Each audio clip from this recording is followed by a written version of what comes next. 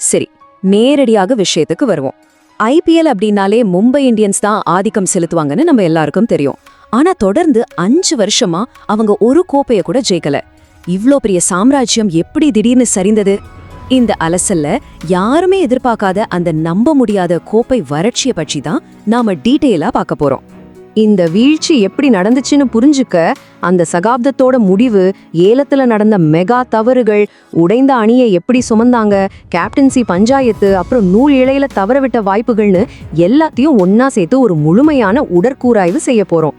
வாங்க உள்ள போகலாம். முதற்கட்டமா அந்த பொற்காலத்தை கொஞ்சம் திரும்பி பார்ப்போம். மும்பையின் வீழ்ச்சியை பத்தி பேசுறதுக்கு முன்னாடி 2020ஆம் ஆண்டுல அவங்க தொட்ட அந்த வரலாற்று சிறப்பான உச்சத்தை நாம கண்டிப்பா நினைவு கூறணும். கொஞ்சம் யோசிச்சு பாருங்க. 2013 இருந்து 2020 வரைக்கும் வெறும் 7 வருஷத்துல 5 கோப்பைகள்.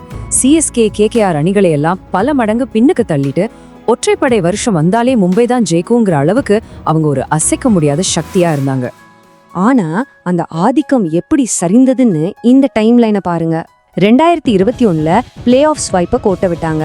2022 அப்புறம் 2024ல புள்ளிப்பட்டியல்ல கடைசி இடமான 10வது இடம். நடுவுல 2023, 2025ல குவாலிஃபயர் 2 வரைக்கும் வந்து தோத்துட்டாங்க. எந்த ஒரு கிரிக்கெட் எக்ஸ்பர்ட்டும் கொஞ்சம் கூட எதிர்பார்க்காத ஒரு வேதனையான வீழ்ச்சி இது. சரி, இந்த சறுக்கல் எங்க ஆரம்பிச்சது? 2022ஆம் ஆண்டு நடந்த மெகா ஏலத்துல அணி நிர்வாகம் செஞ்ச அந்த முதல் பெரிய ஆபத்தான தவறு தான் இந்த வீழ்ச்சிக்கு ஆணிவேர். இதுல இருக்கிற முரண்பாட்டை கொஞ்சம் கவனிங்க.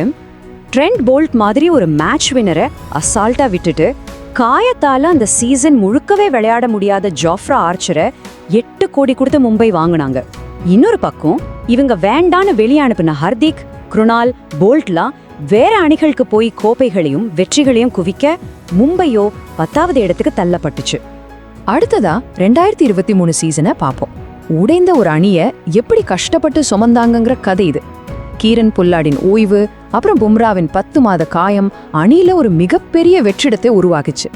பூம்ரா இல்ல, மலிங்கா இல்ல, பொல்லாடு இல்ல, அப்படி இருந்தும் மும்பை அணி குவாலிஃபயர் 2 வரைக்கும் எப்படி வந்தாங்க? அதுக்கு முழு காரணம் சூரியகுமார் யாதவ் அடிச்ச அந்த 605 ரன்களும், எலிமினேட்டர்ல ஆகாஷ் மத்வால் வெறும் 5 ரன்களுக்கு எடுத்த அந்த மாயாஜால 5 விக்கெட்டுகளும் தான். ஆனா இந்த மேஜிக்குகள் எல்லாம் அந்த அணியோட உண்மையான பலவீனத்தை கொஞ்ச காலத்துக்கு மட்டும்தான் மறைக்க முடிஞ்சது. கடைசியில குஜராத் கிட்ட 233 ரன்களை வாரி வழங்கி மொத்தமா சரணடைஞ்சாங்க.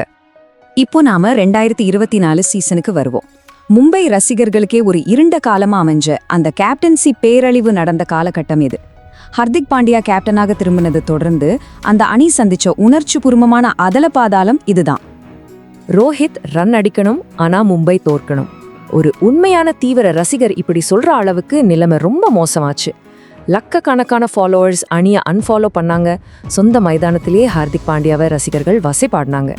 இந்த நச்சுத்தன்மை ஒரு கேப்டனா ஹார்திக்கோட ஃபார்மையும் மனசையும் சுக்குநூறா உடைச்சிடுச்சு.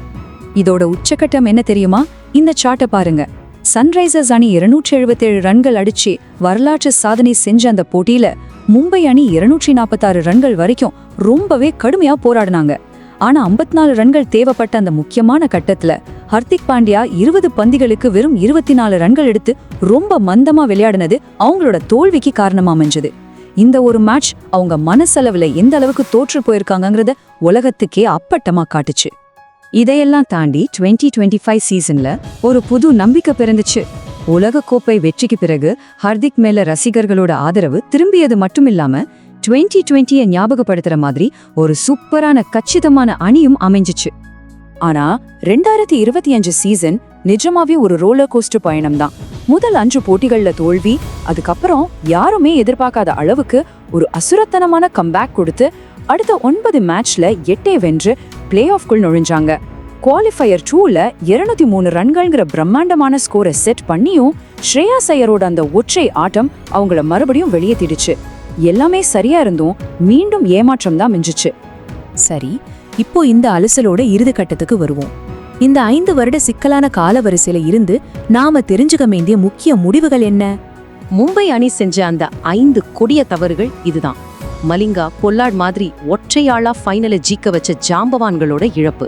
பாண்டியா சகோதரர்களை ரொம்ப அவசரப்பட்டு வெளியேத்தினது, காயத்துல இருந்த பும்ராவை மட்டுமே மலை போல நம்பி இருந்தது, அப்புறம் 2024 நடந்த அந்த கேப்டன்சி மாற்றத்தை ரொம்ப மோசமா கையாண்ட விதம், இவையெல்லாம் தான் அந்த பிரம்மாண்டமான சாம்ராஜ்யத்தை சிரிச்ச ஆணிவேர்கள். கடைசியா உங்ககிட்ட ஒரு கேள்வியை முன்வைக்கிறேன். இந்த 5 வருட வறட்சியில இருந்து அவங்க உண்மையாகவே பாடம் கத்துக்கிட்டாங்களா, இல்ல மறுபடியும் அதே மெகா தவறுகளை திரும்ப செய்ய போறாங்களா? நீங்களே யோசிச்சு பாருங்க.